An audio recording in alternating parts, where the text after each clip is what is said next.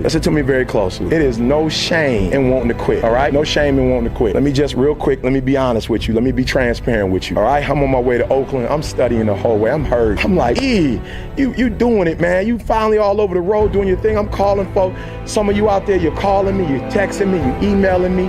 Right? We're going back and forth, Facebook, whatever. And here I am. I need time. I'm on the plane. Carl, I'm on the plane. There's people watching movies. I'm doing schoolwork. They watching movies. There's people on the phone. I'm reading, studying, doing papers. And I'm thinking, why am I still in school? I can't stand the deadlines. I can't stand writing all these papers, right? And I'm just gonna be honest with y'all. I'm driving. I'm on my way to see my boys at UAB to support my boys while they in the locker room getting ready. Your boys across the street at the Marriott because I got an online class and I gotta hurry up and finish my class so I can get over to the game. I'm saying this school stuff is killing me. Like it's cramping my style. And I just, for a second, y'all, can I just be transparent? I was like, I can't stand school right now. I got one more stats class to go to be finished with my coursework for the PhD. And I'm telling y'all, I was like, I'm ready to quit. I'm ready to give up. And I just stopped for a minute. I called out to my maker and said, I just can't take this no more. I want to quit.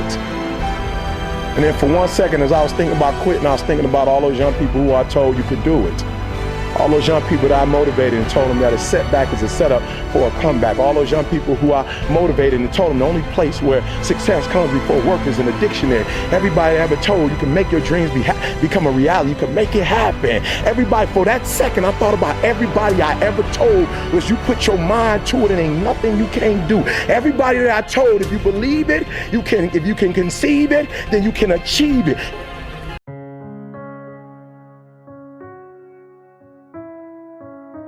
Listen to me very closely. If you don't have belief, if you don't have hope, if you don't have faith, you ain't got nothing.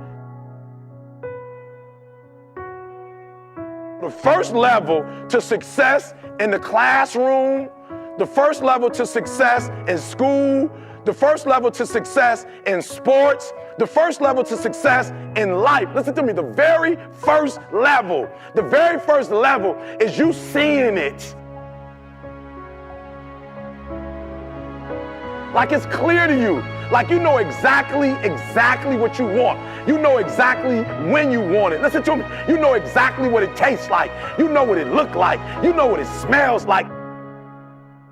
Before you really blow up, and you get success, like you literally have it in the palm of your hand without having it.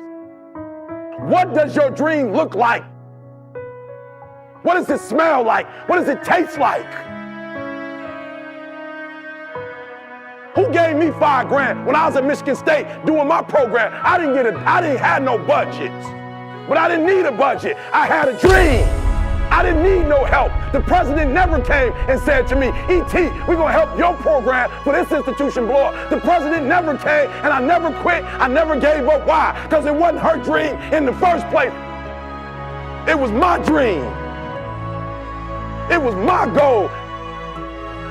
I don't expect you to believe in my dream like I believe in my dream. And the problem with some of y'all is you want somebody else to support your dream. It's yours. It's yours. It's your dream. If you want it to happen, get your butt up and make it happen. If you want it to happen, rise and grind. And I had a teacher in the PhD program to tell me I love it. She said, Eric, you don't write well enough to get a PhD. I said, thank you. You're gonna be the first person I call when I finish and sign you a copy. The people who blew up, they blew up because there was something that was going wrong in their life and they took that pain and they turned that pain into something. How do you go to class when it's 10 degrees and 12 inches of snow? You know how you do it? Because you know your mama broke and she working 2 jobs and taking out a loan for you to go to school. I laugh at kids whose parents are broke and they up there partying like everybody else. Your mama broke. Some of us, we taking out loans and sitting at home so people can pay rent. That money ain't even going to college, and we still going to parties. I'm saying, what kind of brotherhood is that when you got my man up at 2 o'clock in the morning washing your car and going to get you groceries when you should be helping this kid to study? Listen to me, if you don't have hope, if you don't have faith, if you don't have belief, you ain't got nothing. I want my son to have a better life than I had. I don't want my son begging like I had to beg. I don't want my son to ever think he got to sell dope or he got to steal from the mall.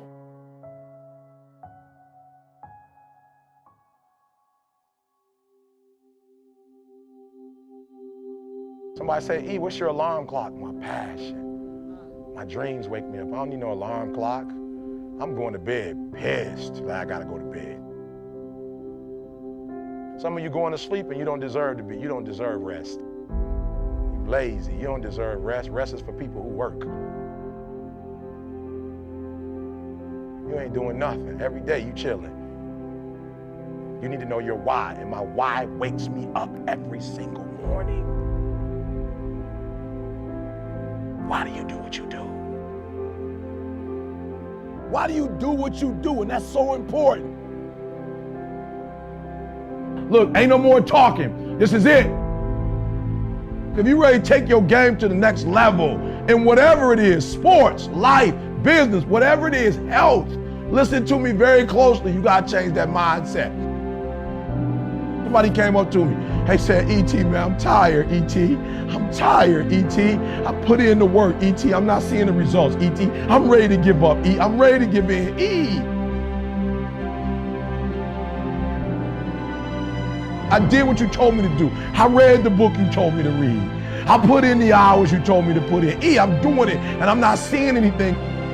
My why is every single day when I wake up, every minute of the day, every hour of the day, I have an opportunity. Somebody who quit, somebody who gave up, somebody who stopped in life. I have the power, at my nickname, the refresher. I have the power as the refresher to make you believe again, to make you get up when you got up 3 times and you say, I'm not getting up no more.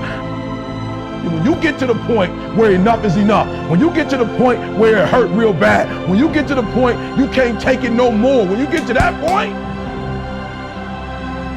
I'm telling you, I can't explain it to you, but doors start opening, opportunities start happening. But what you cannot do is you cannot quit doing the process. My why. I'm about to wrap this thing up. Listen to me, you can't make a difference until you make a decision.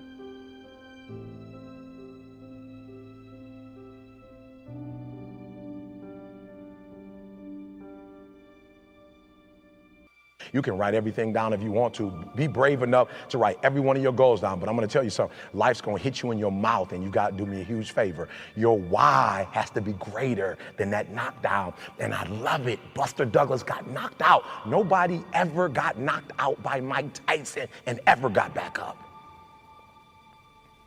It was almost a 10 count. He was stumbling. They were 4, 3, 2, 1, and ding, ding, ding, saved by the bell.